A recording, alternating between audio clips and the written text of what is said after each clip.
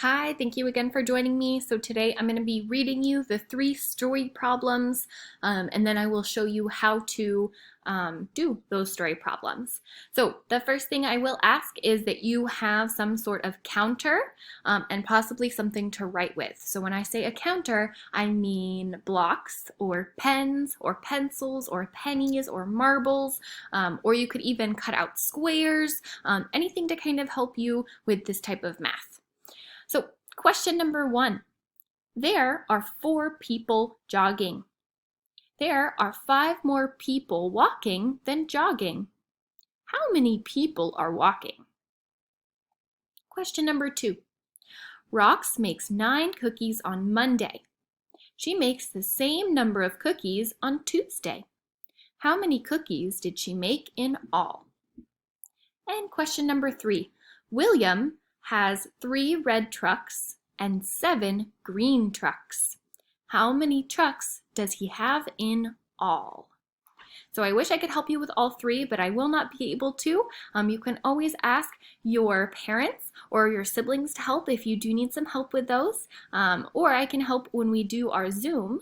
You can always ask at that time. So for number 1, I'm going to read it one more time and then show you how to solve this problem. There are 4 people jogging. There are 5 more people walking than jogging. How many people are walking?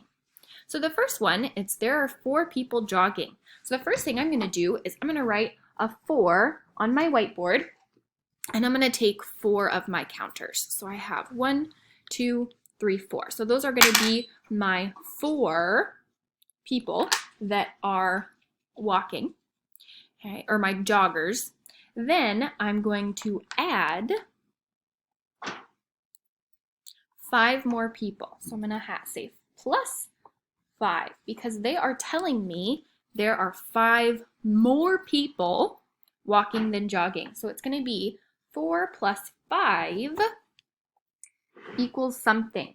So we already counted our 4 joggers. Now you need to count on your 5 walkers. So you're going to count 1, 2, 3, 4, 5, 6, 7, 8, 9. So 4 plus 5 equals 9. So how many people are walking? 9 people are walking. All right.